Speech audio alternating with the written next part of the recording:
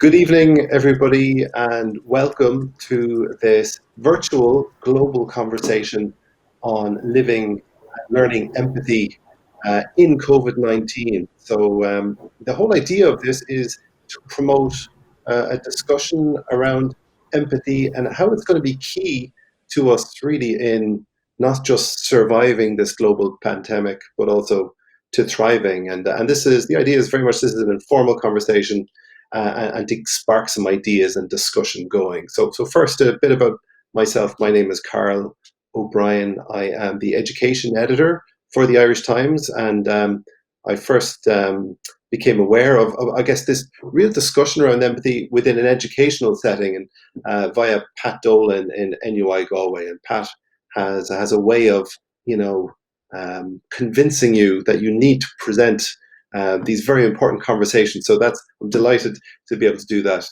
this evening. And I think, first of all, just a bit of context for this conversation. This is a very tough and testing time for people around the world. And one of the big ironies of this is that our forced disconnection is promoting us to connect with people in ways that maybe we never expected before. And even thinking of myself, myself and my group of friends from my hometown, in any given year, we might meet up, twice, three times a year.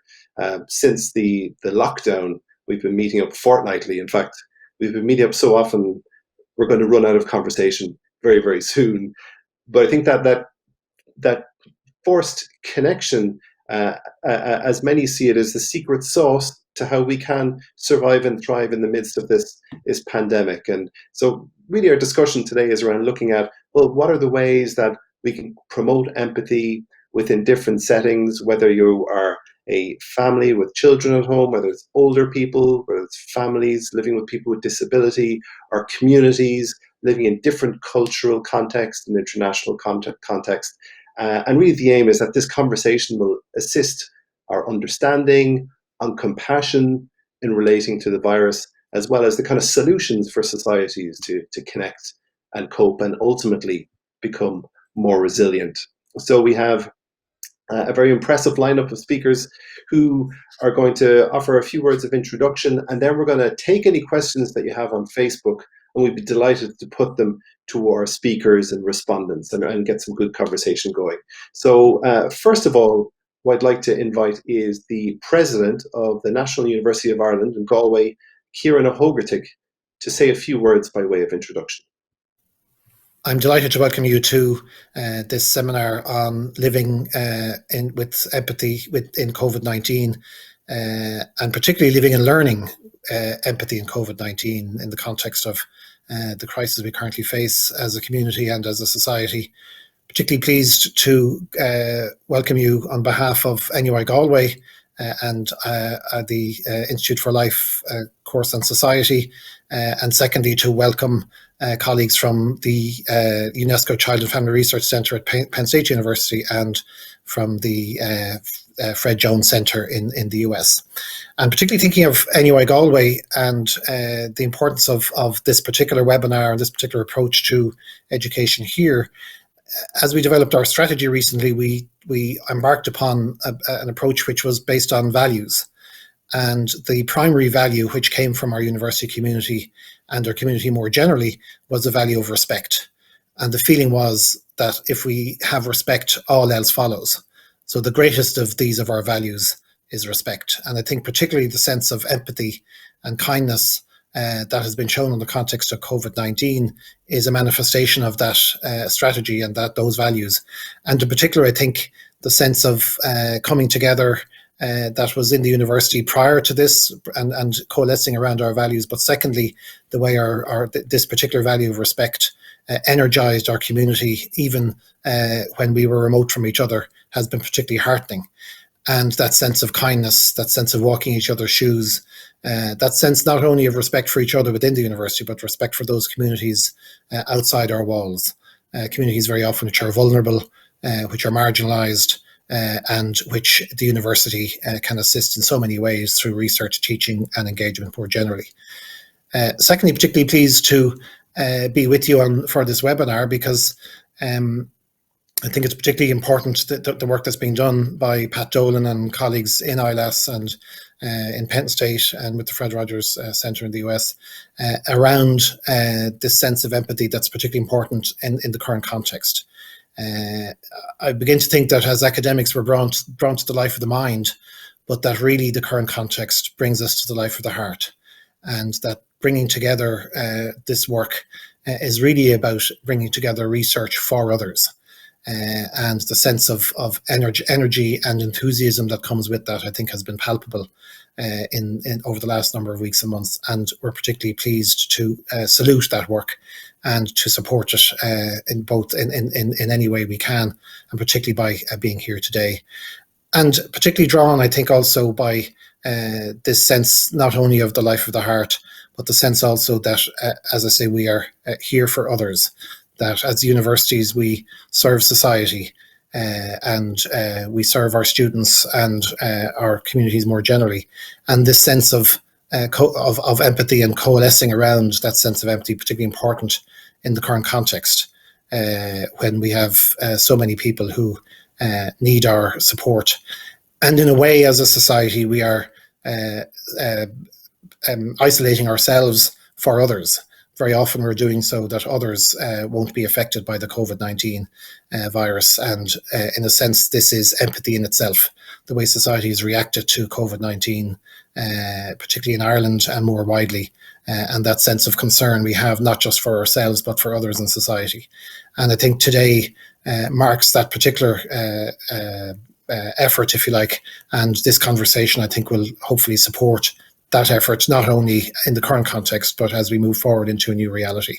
We are, in a way, reimagining our humanity, reimagining ways in which we live together, ways in which we work, ways in which we exist in the world.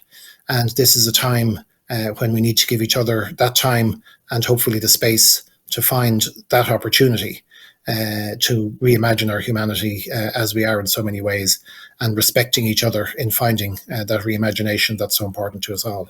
And finally, I'd like to thank all those involved. The Fred Rogers Centre in particular, I'd like to welcome to the webinar.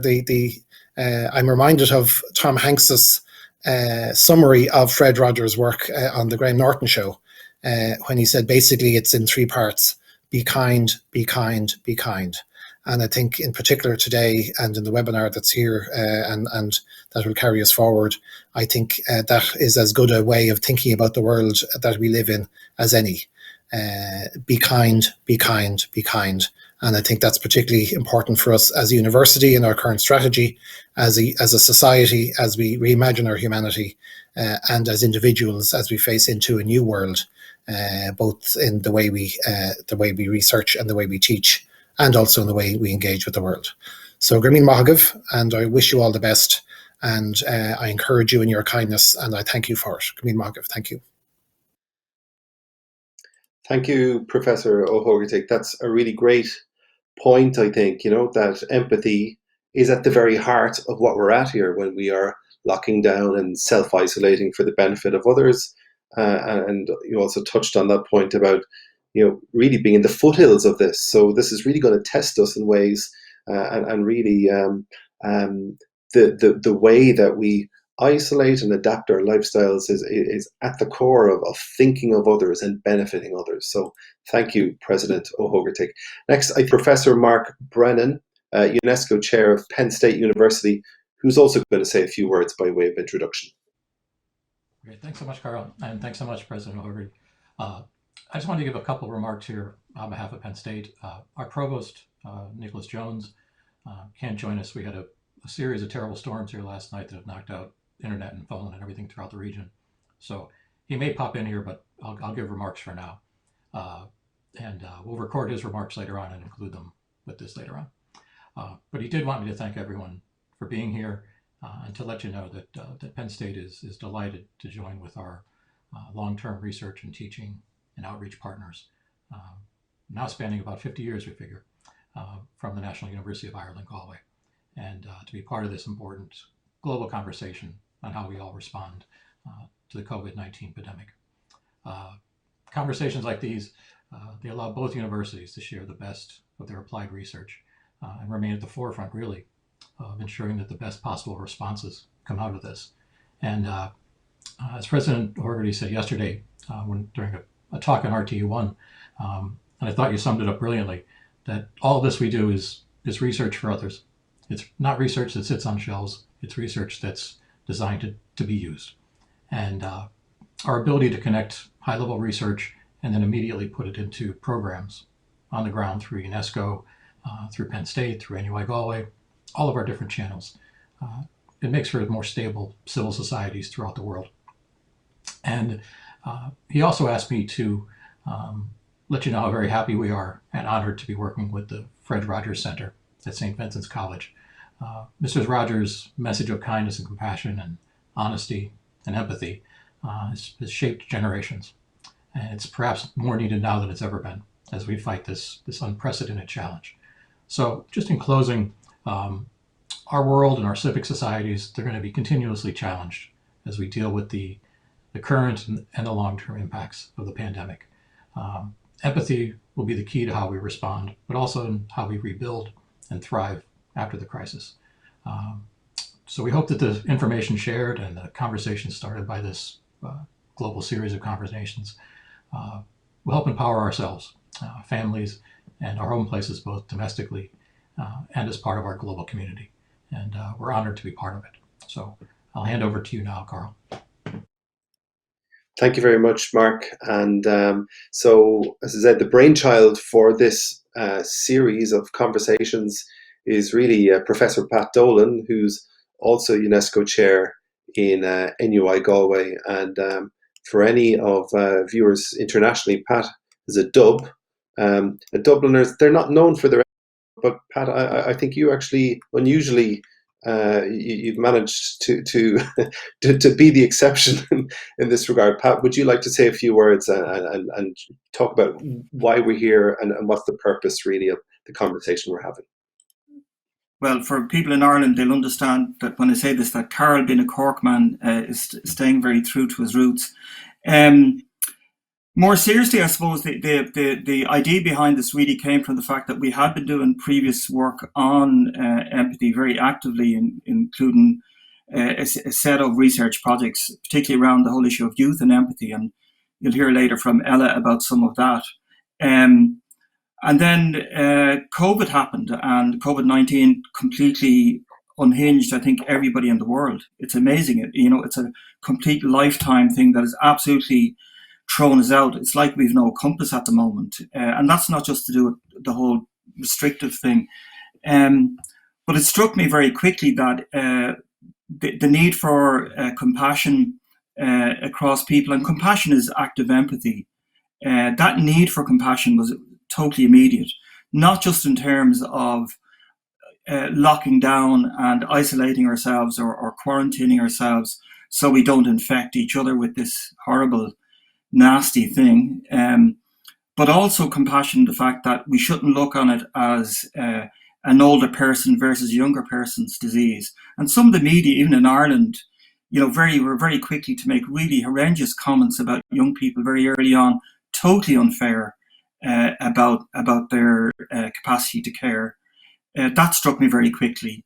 And then I have to say, and one of the reasons behind this series of webinars is the international aspect.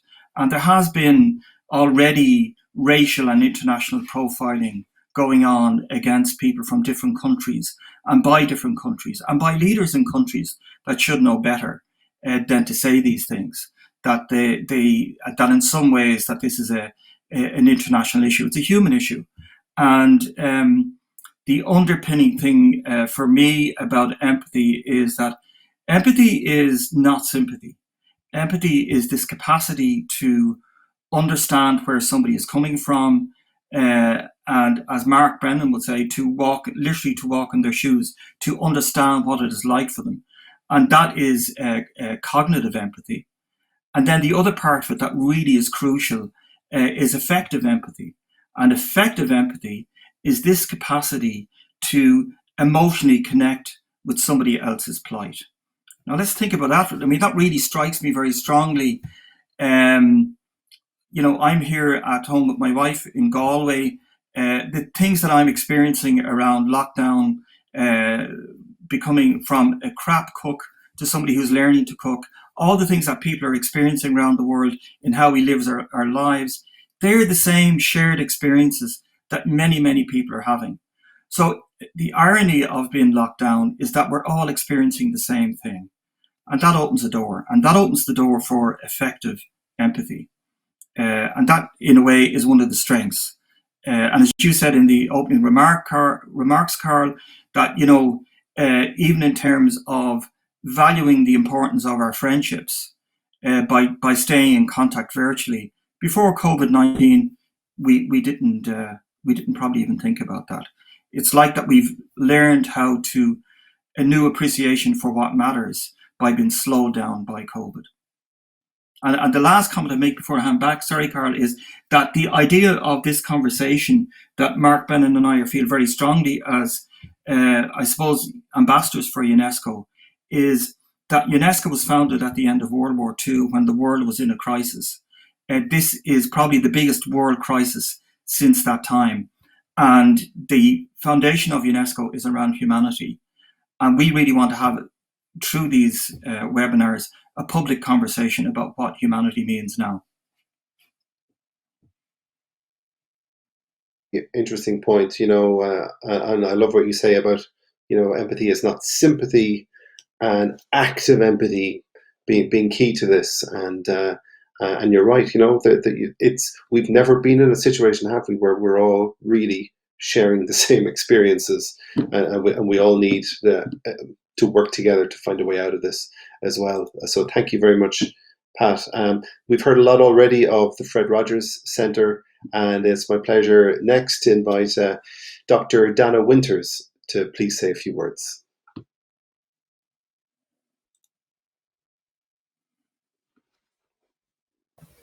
Great. Thank you so much. We're so honored to be a part of this conversation.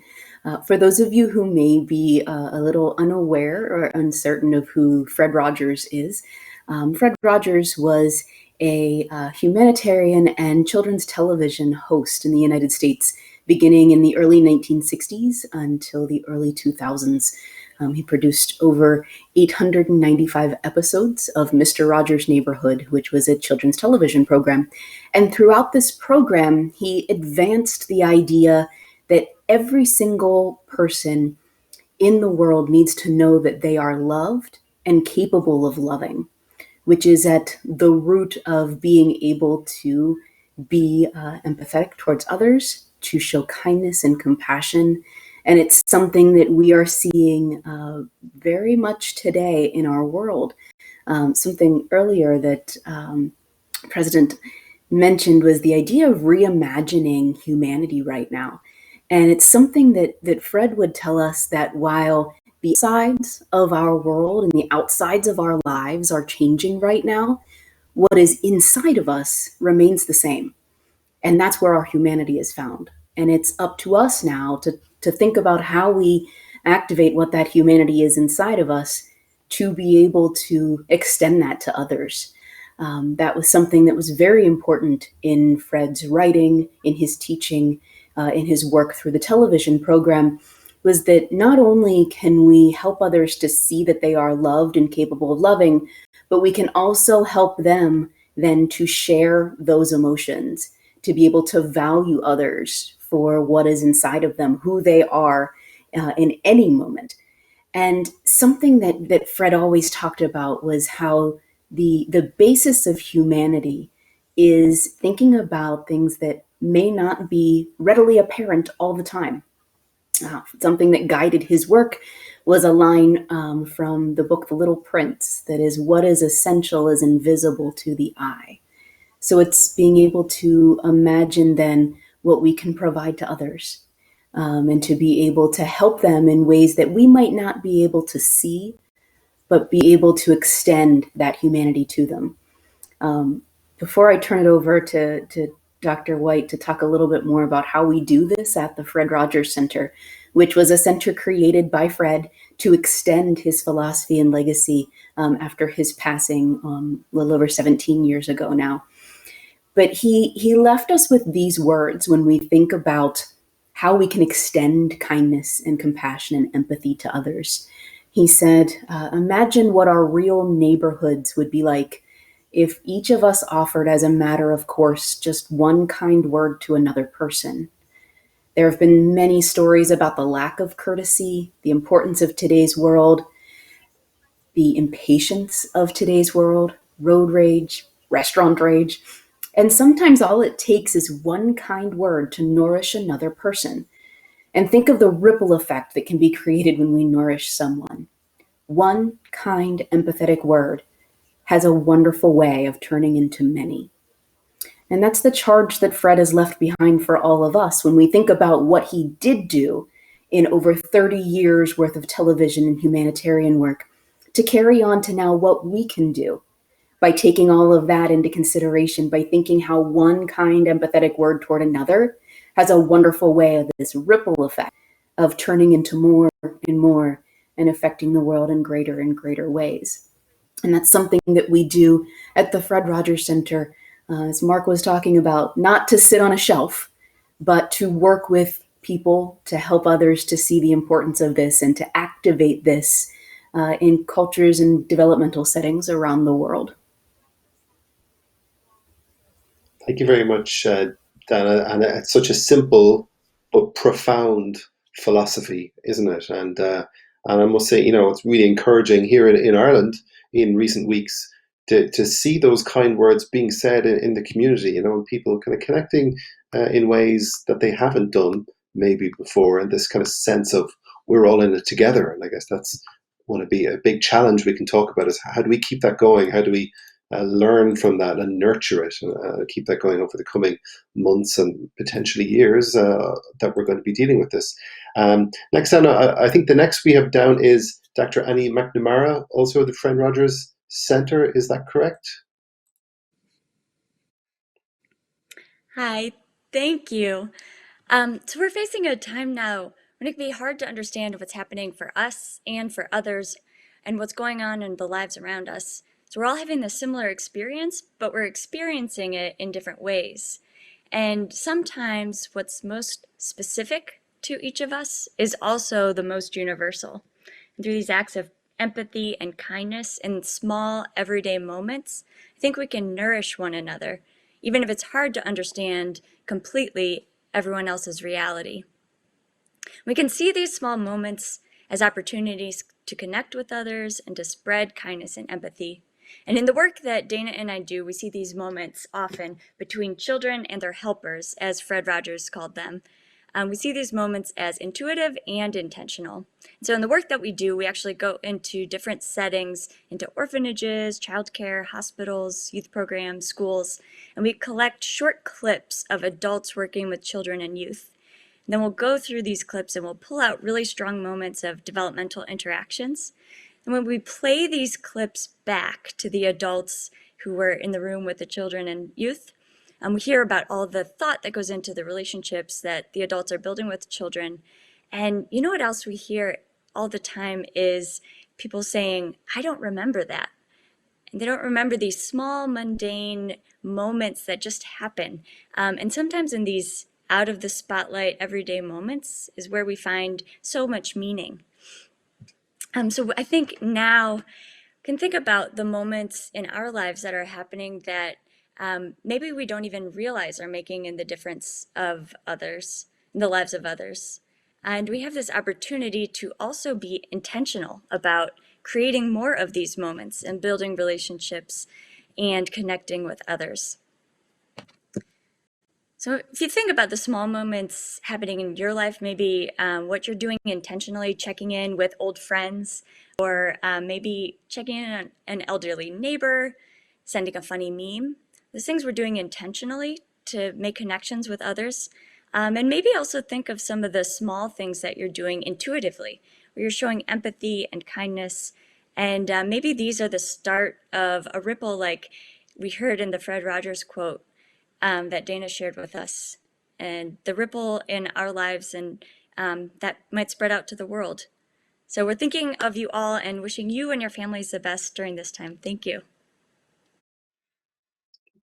Thank you very much, Annie. And they're really interesting thoughts there as well on this is how it's intentional acts of empathy and kindness being so important, and even just recognizing that ourselves. I think a lot of the time we don't even see it in our own lives, and actually seeing that and building on that is really great starting point, I think, for a lot of this conversation. So we've heard from some excellent speakers. We've some respondents here as well too, who I think would like to give their take on really how they are finding life in the midst of this pandemic and this lockdown, and what thoughts they've had from some of the points been raised by the speakers to date. So I'd like to next invite Ella Anderson, who's a youth researcher with the UNESCO chair in National University of Ireland, Galway. Hi, thank you so much for introducing me.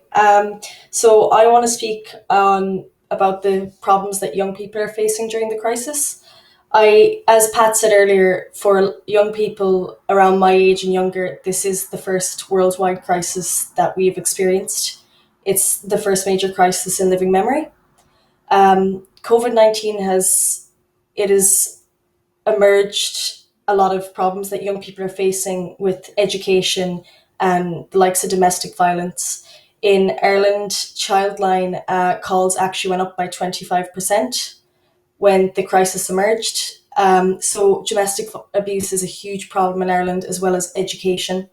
A lot of young people are finding it very difficult at the moment with education and the uncertainty around their qualifications or whether they're going to be able to sit state examinations. A lot of issues around education that's arisen is young people's access to internet and laptops. This move of education from in-person to online has been quite difficult for a lot of young people, because not just in Ireland, because they may not have the appropriate technology, and they may also, it's hard to find motivation. Even speaking for myself, it's difficult to find motivation to do schoolwork. Another problem that a lot of young people are facing at the moment is that they have a heavy dependence on social media. So previously, a lot of adults would say that young people do spend a lot of time on social media, which is true, but in the crisis that we're in and the fact that we can't leave our house, we have a much heavier dependence on social media, and fake news can cause a lot of anxiety, and the anxiety affects studying and everything else in our daily lives. Another problem that I find that young people are facing is that with college coming up and the uncertainty of state examinations, they find it difficult to get part-time jobs, and they're going to find it difficult to finance school in the future. But there is positives as well that have emerged because of this. A lot of young people with Feroga and the GAA have been helping out in their local communities, helping with collecting prescriptions or shopping or checking in on their grandparents. I think that there needs to be a lot more positive light shed on what young people are doing at the moment. One study that was done a couple of years ago was a study with the Irish Research Centre on the importance of empathy in young people. And it discovered how it's hard for young people to know where to start with helping people. And a fear of being judged can actually stop young people from showing empathy. And it's like times in the crisis where it can be especially hard for young people. The study also said, though, that a family and friends that show pro-social behaviour have a greater sense of empathy, and that from this, it can kind of be denoted that young people need to receive more education on life events and be taught empathy and how to regulate their emotions, because it's such a difficult time right now, and the anxiety that a lot of people are feeling, they may not be used to. So as a result of the coronavirus, I think it's amplified the fact that we need to be taught about activating our social empathy. One great thing that's Pat's doing with the centre is they've developed a program for secondary schools called Activating Social Empathy. So this program is in 12 sessions, and it actually teaches young people how to be more empathetic and more in touch with their feelings. This program it's showed that people's grades have improved, that bullying has reduced, and that young people can gain a better sense of belonging, which is incredibly important right now in a world where we're so uncertain of everything. But I do think that this crisis is, young people are facing a lot of problems that may not be getting enough light shed on at the moment. And I think in certain areas such as education and discrimination, this crisis is going to need a lot more attention in solving things such as the education system. And it really showcases how important empathy is at the moment for young people.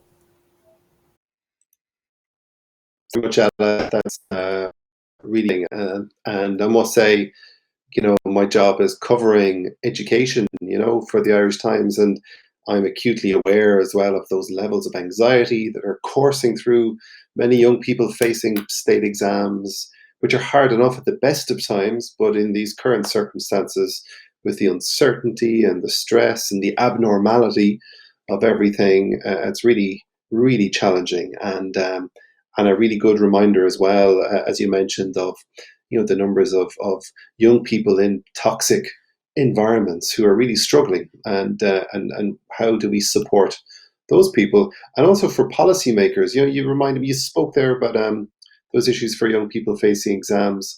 Are policymakers showing empathy? Are they taking into account the views of young people when they're making decisions around examinations, and are they thinking about, well, what impact does this have on young people's well-being? So maybe we can get into that a bit later in the discussion. So next, I'd like to invite Dr. Anne Echols. She is with the Intergenerational Leadership Institute. Actually, I'm told, sorry, she's not available actually, but I know Dr. Kyle Peck is available. He's with the Intergenerational Leadership Institute at Penn State. Kyle, take it away. Thank you. Excuse me. As a senior, I need to clear my throat before I can speak in public, I guess. Thank you for the invitation. I appreciate what you're doing. It looks like maybe there's a lag video and audio. I live on 10 acres in the woods in semi-rural Pennsylvania outside college. I apologize for that. If it gets to be a problem, tell me and I will just stop. But I'll share that I was asked to sort of bring the perspective of seniors to the table. And I am a relatively younger, being just about 68 now, retired for about years now. But I do see the next generation older than me, and I'd like to start with their plight right now. So many of these seniors have had minimal contact with others to begin with. Them are losing spouses and friends one after another. Many of the calls they get are to tell them that so-and-so is having trouble, or so-and-so has passed away, and their lives are not great before the virus came. Now, they can't have the few contacts they had with hairdressers or occasional massage therapists. Some of them go out to lunch once a week, or dinner or breakfast. That's out the window.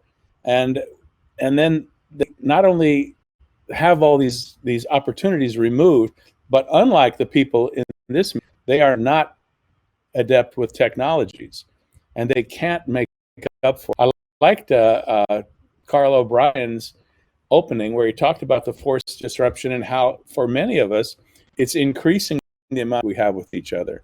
Not so for the most senior of seniors. And then, if they do get sick, and maybe they're in a nursing home, for example, if they get sick, they can't even have visitors, and so their isolation increased, and it's difficult. However, I will say that there are signs of empathy and at least sympathy. I appreciate the difference that was pointed out already.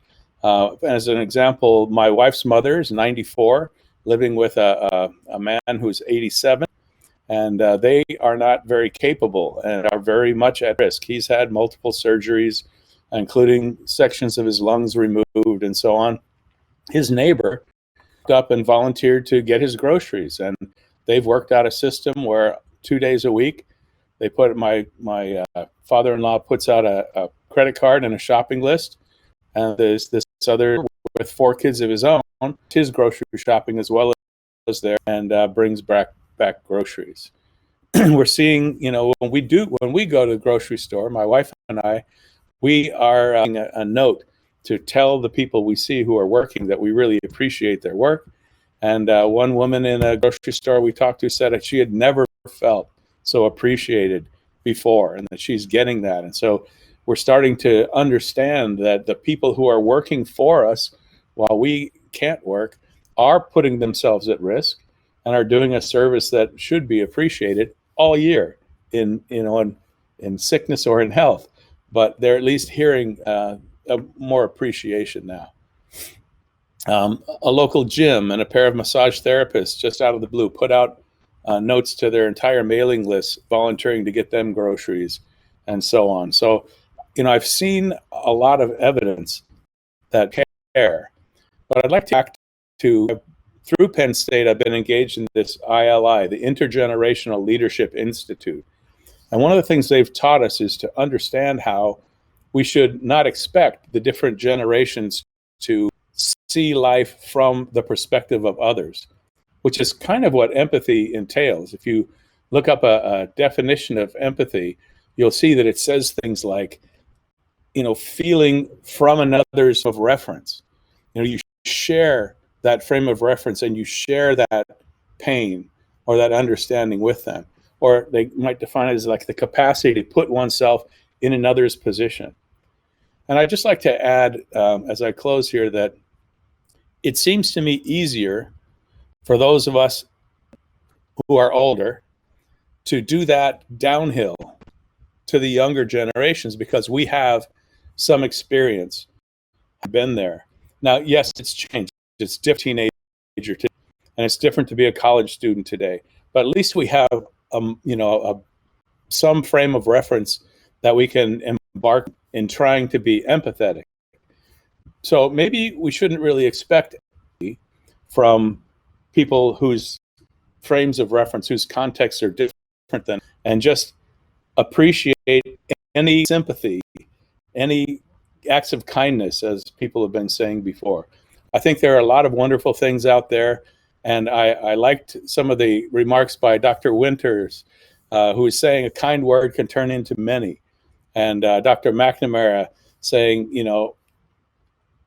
is that meaning is found in the spotlight, in and out of the spotlight. Just that sort of thing. If we all look for the good and look for opportunities to help, I think whether it's sympathy or empathy, we can spread a little kindness and help each other get through this. Thank you. Thank you very much, Kyle. It was great to get the seniors' perspective, and I think they're very wise words. What you're talking about, that experience cascading downhill. It reminds me of an expression in Irish, which I will get wrong, but in native Irish, it's Sca Céile a Bharan siad, which is really translated is that living in each other's shadows. The sense of that we learn from older people. So valuing that older experience, I think, crucial, and it shouldn't be discounted, Kyle. So thank you very much for that. So listen, we've had some questions in on social media, and I think we've all of our speakers have had a chance to say a few words. I think, is that correct? Oh, we have Anne. Anne is here. Listen, Dr. Anne Echols, who's also in the Intergenerational Leadership Institute at Penn State. She's also going to say a few words. So please, Anne, take it away. Hi, I'm sorry to just join now. We had a little confusion with logging in. However, I think not having heard what people have said before me, I'm not, I hope I don't get out of context here. I think you're talking about what empathetic activities and deeds people have done. Is that correct? Absolutely. Okay, so what I've witnessed is many things. Friends sending each other postcards randomly. There's a local nonprofit here called 10,000 Villages, and of course they can't be open for sales, but they offer free mystery gift boxes. You can generically pick if you want, jewelry or coffee or chocolate or scarves or whatever they have in their inventory. You don't look online and pick items specifically, but just say, hey, in general, I'd like a happy package to go to these people, and they ship for free. So you can have support given that way to people who receive the gift basket, and is also providing money and work to the nonprofit that needs it so desperately at this time. So that's good. And 10,000 Villages helps artisans from developing countries. Other things I've seen going on is, besides postcards and mystery gift boxes, food. People cooking and giving meals to each other. I've seen a little bit of that. Being more kind in one's communications, writing salutations, or ending your emails with, I hope you're in good health, I hope your family and friends are in good health. Reaching out in a helpful way to acknowledge that health matters at this point, and that people, appreciate that sentiment. Let's see what else I can think of. That's what's top of mind at this point. It's sad. I do a lot of work with seniors in the nursing home with master gardeners. We do horticulture therapy there. And I've kept tabs on Centercrest to make sure that, the residents have not become ill. But we did have an outbreak of a couple of residents in another home in Pleasant Gap. And so I very much wish I could do more for those residents, but they're not even accepting mail at this point, because they can take mail if it waits, I think, 7 to 10 days before they can read it, for it to air out. I think the virus lasts on paper maybe 24 hours, so maybe they're a little conservative with that. But yeah, that's what I've been aware of at this point.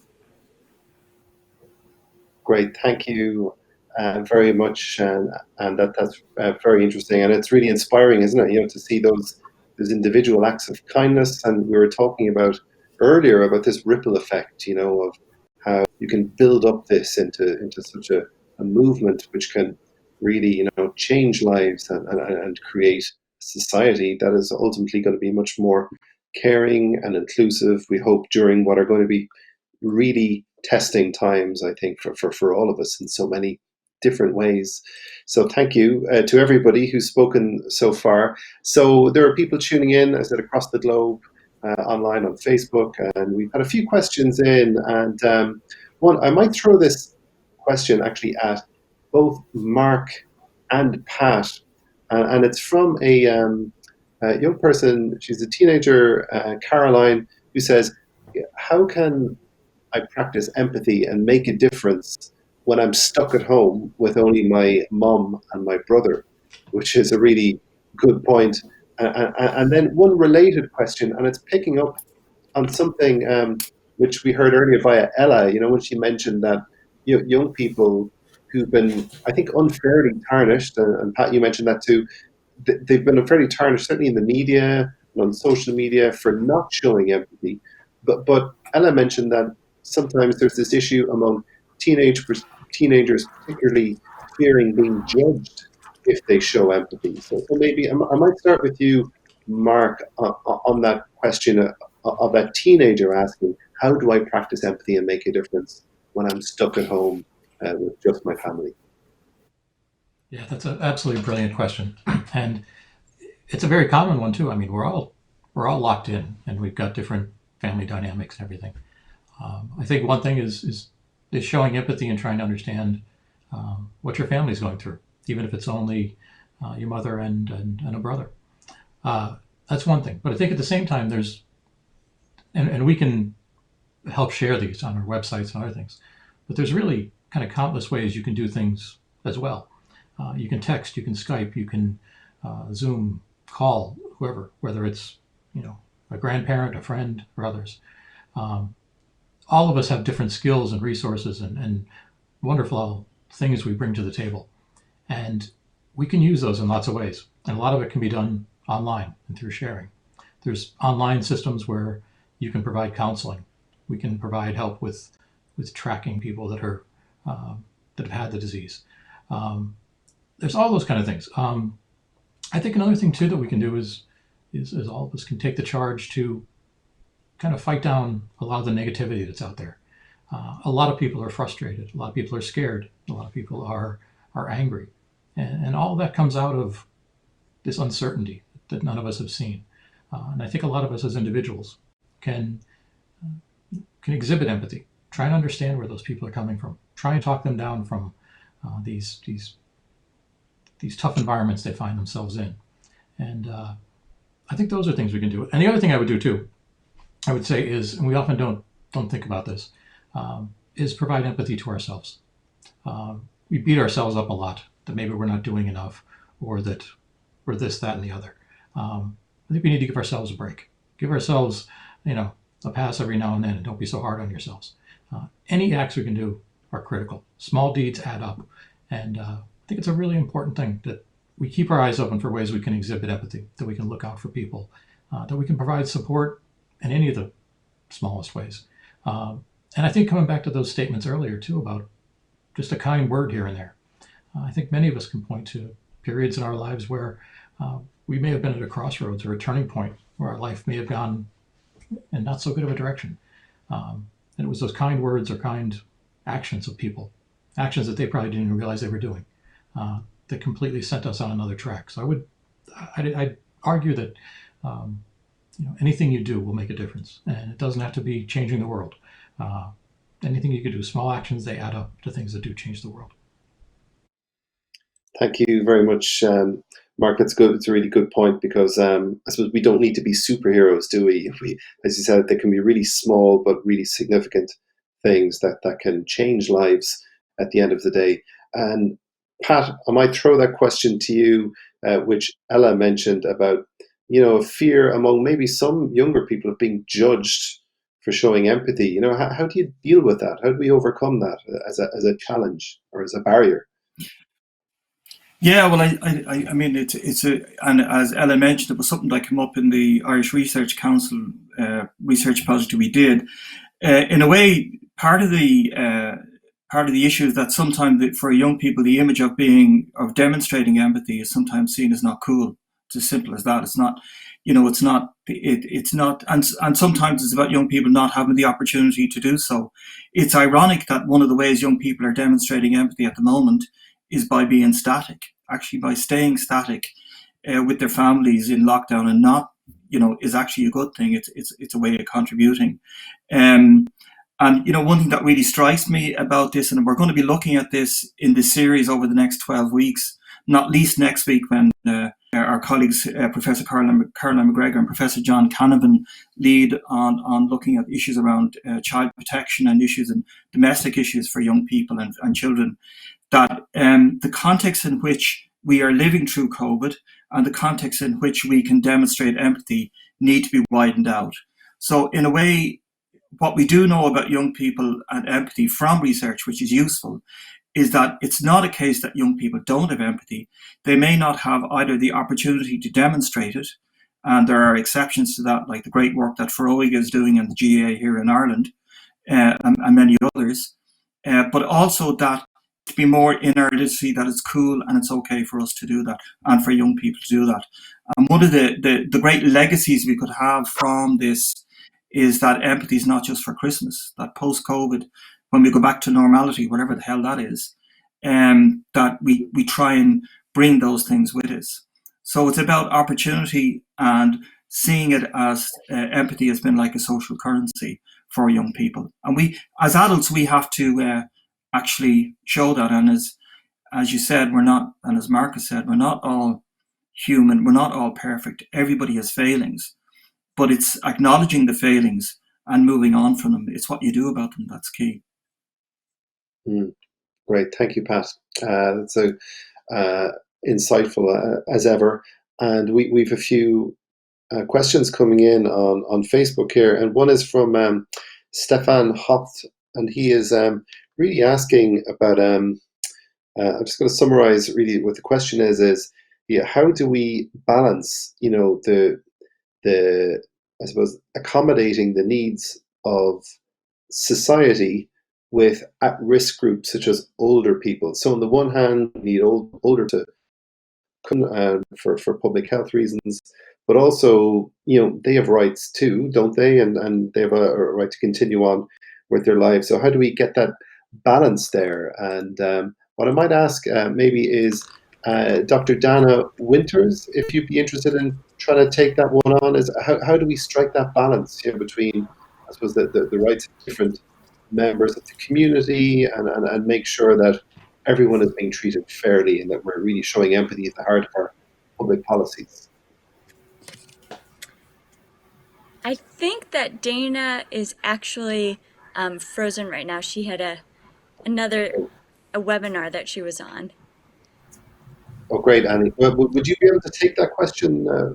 In that case, it's your lucky day. Sure, that's right. That question reminded me of a quote from Fred Rogers, and he talked a lot about that we each have something worth giving. And within each of us, I think that we can find, whatever it is, our strengths, our ability to listen, our ability to provide humor. And so I think about the small things that we can do. This has come up throughout the past hour. The small things that we can do every day that might help an older person or younger person or our community find a way to reach out and to help others. And I think this idea of balancing and accommodating the needs of everyone in our society is so important. And it's maybe an empathy challenge to us all to figure out a way that we can have our new normal, whatever that will look like, where we are really considering the needs of all the people in our society. And I think also we've heard a lot of examples on this call too of these moments of kindness and empathy and tenderness towards one another. And so I wonder how, when we're all back in the world again, how we can continue that forward and keep showing empathy towards one another. And, whether it's still keeping the grocery store open for an hour before it open for elderly people before it opens to everyone else, or maybe in smaller ways too, in how we, help our neighbor or help our grandmother or, all the things that may just happen intuitively.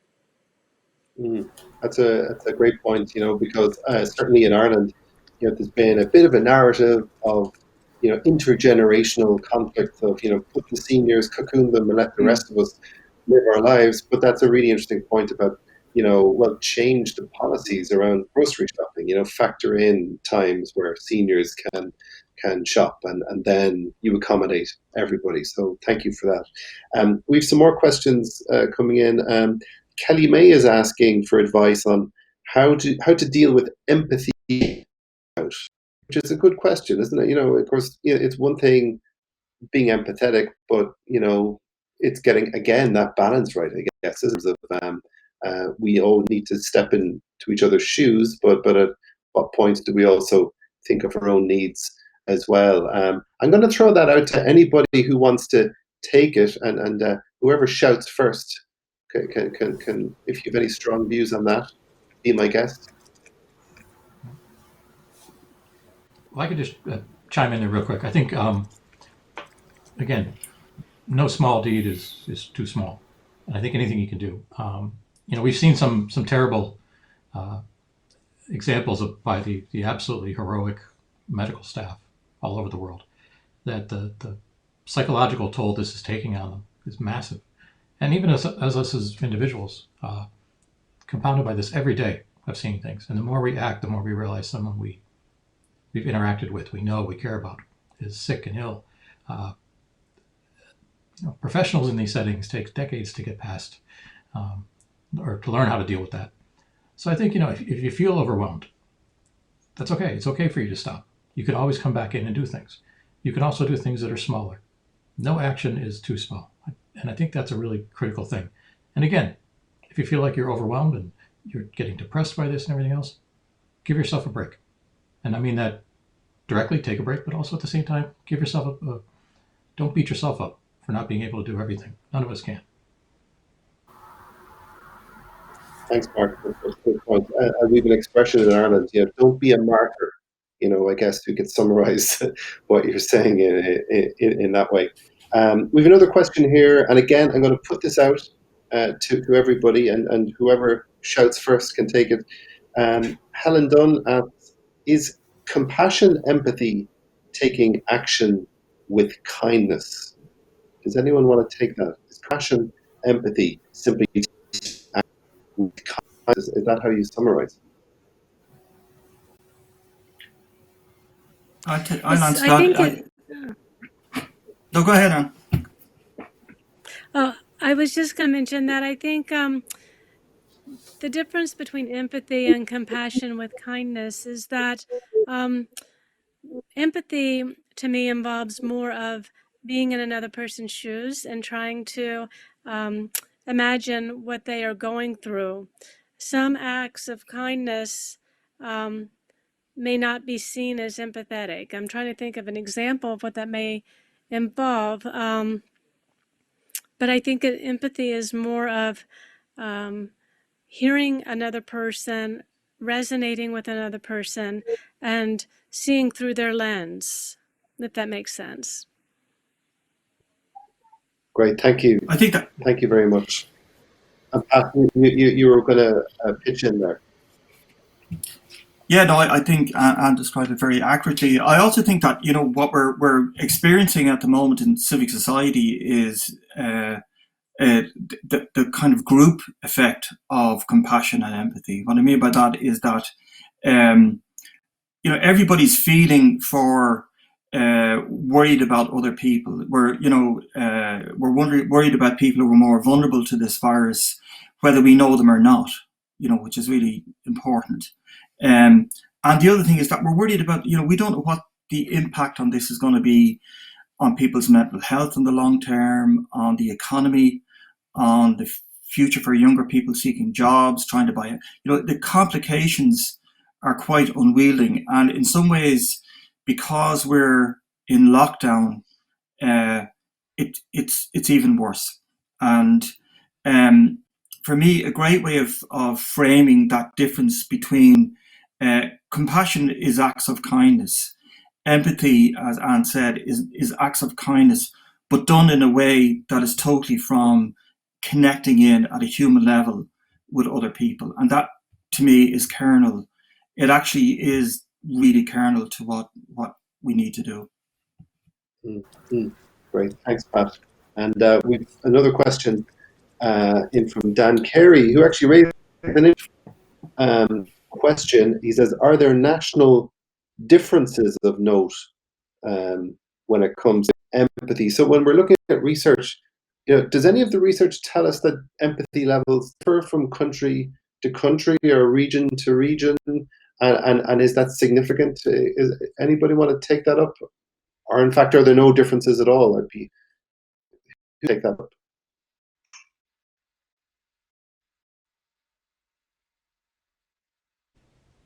This is a human condition, empathy, and it's a very local thing too.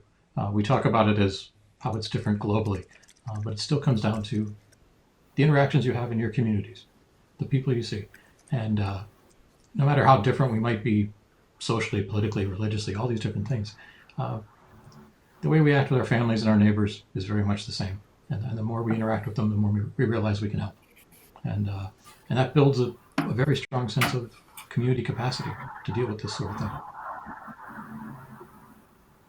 Great. Thank you, Mark. And I know we're coming towards the end. I could just see we've got an hour, but I think we might have time for one last question. And again, I'm going to throw this out to anybody. And it's a question here from James, and he's asking, how can we ensure banks and politicians demonstrate real empathy to people in financial need once this pandemic blows over? So that's a really good question and not an easy one to answer. So my sympathies to whoever is going to try to answer that one. Anyone want to take that one away?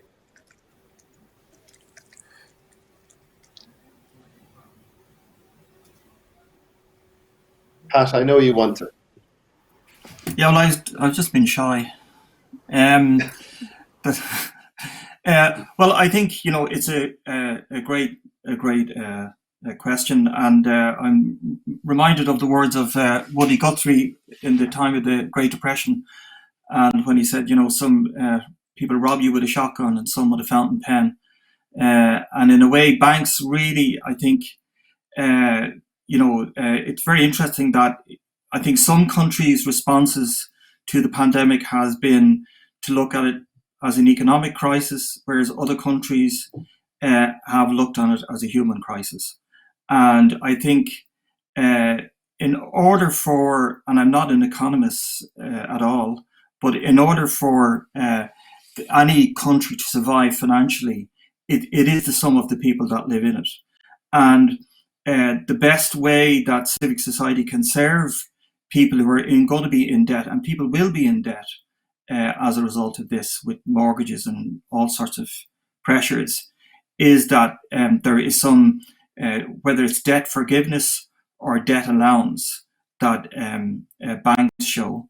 And banks, they're part and parcel of every economy in every country in the world. And I think there is an onus on politicians to wave an empathy flag here that is strong. I wrote something in the Irish Times, I think you might recall it, Carl, 10 years ago, when we had what was called the collapse, or the Celtic Tiger collapse in Ireland and around the world. And what struck me then was that we were very quick as a country to bail out the banks ahead of bailing out families. I think this time around, I think in Ireland anyway, I have to say there has been a better human response from politicians. And I think that we have to get that empathy right between banks being gently persuaded to demonstrate empathy and cut people a bit of slack with their financial crisis, and politicians really leading that argument. Great, Pat. Thank you very much. Wise words, and I hope policymakers are listening to you and that they've learned their lessons. So thank you very much, Pat. And thank you to everybody who's participated. Thank you to everybody who sent in questions. I know for me, it's been really insightful, and I've taken a lot away, particularly that point about, empathy starts small. There's small acts, and then they can cascade into something which is really life-changing for some of us. So listen, thank you. This is just the start of a conversation, and there are going to be many more episodes and global conversations to come. So it's been great to get this off to a really positive start, and it just leaves me to say thank you once again for all your time and your interest. And of course, this is going to be available for replay for anybody who didn't get a chance to log in to see this on Facebook. So thank you once again, and stay safe and stay well, and we'll hope to see you on here again shortly. Thank you. Thanks, Carl. Thank you. Thank you, Carl. Thanks, Thank everyone. you. Well done. Cheers.